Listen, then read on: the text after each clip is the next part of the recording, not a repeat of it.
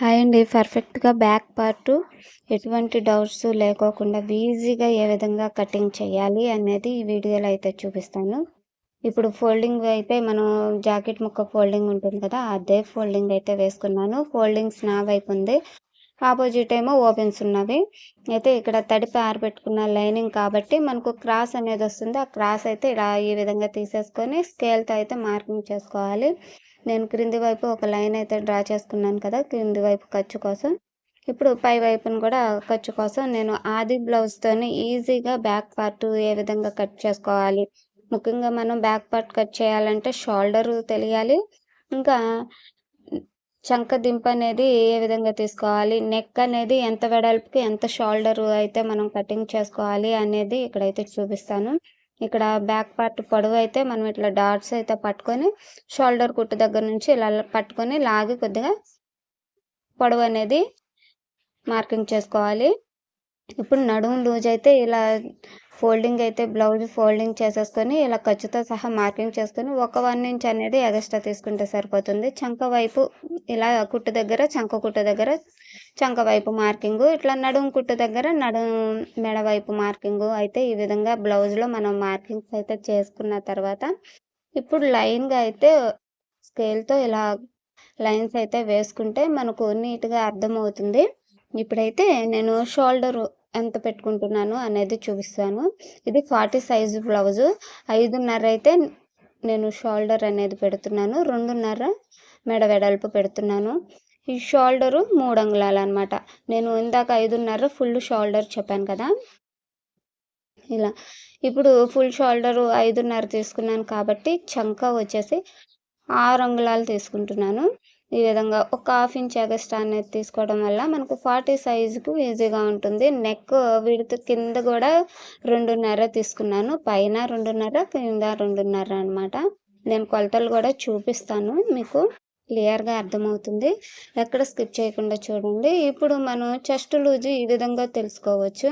ఇలా బ్లౌజ్ అనేది 2గా ఫోల్డ్ చేసుకొని ఖర్చుతో ఇలా మార్కింగ్స్ అయితే చేసుకోవటం వల్ల మనకు చెస్ట్ లూజ్ అనేది కరెక్ట్‌గా వస్తుంది. ఎక్కువగా మనకు తగ్గిపోకుండా ఉంటుందనమాట.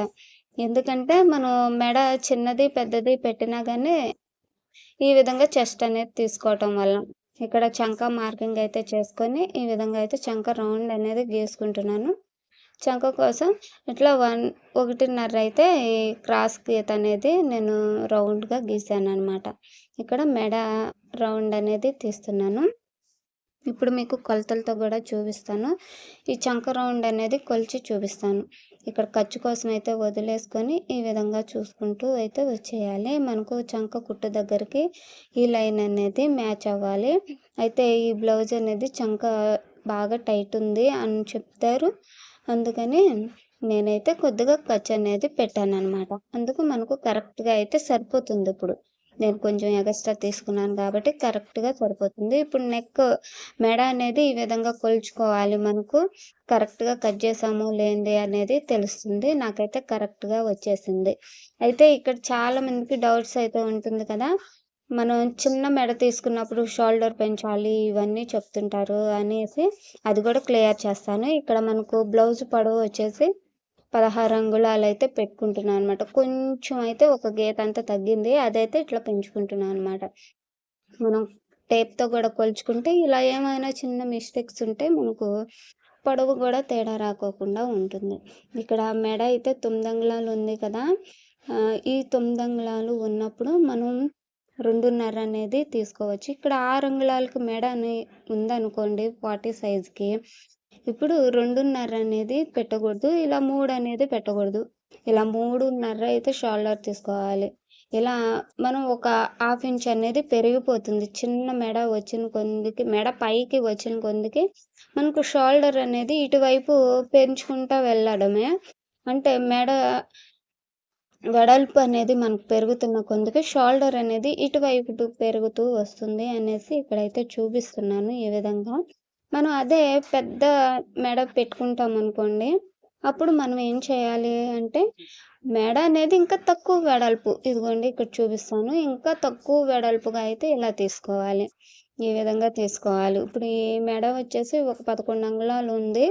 ఇలా 11 అంగుళాలు అయితే ఉంది కదా! ఇంత వెడల్పుకి మనం 2 అంగుళాలే తీసుకోవాలి. అది 40 సైజ్ అయినా సరే. అప్పుడు మనకు షోల్డర్స్ అనేవి జారుకోకుండా ఉంటాయన్నమాట. ఈ టిప్ అయితే ఇక్కడ చెప్పాను. ఇప్పుడైతే నేను ఎలా బ్లౌజ్ ప్రకారం కట్ చేశానో, ఆ లైన్స్ అయితే నేను కట్ చేసుకుంటున్నాను. మీకు చూపించాను కదా! ఎక్స్‌ట్రా లైన్స్ అదైతే నేను కట్ చేయట్లేదు. అలాంటి మిస్టేక్స్ అనేవి చేయకోకుండా చేసుకుంటారు అనేసి ఇలా అయితే చూపిస్తున్నాను అనమాట. ఈ వీడియో నచ్చితే లైక్ చేసి కామెంట్ చేయండి. మీకేమైనా డౌట్స్ ఉంటే గనుక నాకు కామెంట్ చేస్తే తప్పకుండా క్లియర్ చేస్తాను. ఇప్పుడైతే నేను ఎగస్ట్రానే ఇలా కట్ చేసుకుంటున్నాను. ఈ విధంగా అయితే మనం కట్ చేసుకోవడం వల్ల పర్ఫెక్ట్‌గా అయితే బ్యాక్ పార్ట్ అనేది రెడీ అయిపోతుంది. వీడియో నచ్చితే లైక్ చేసి, కామెంట్ చేసి మన ఛానల్‌ని సబ్స్క్రైబ్ చేసుకోండి.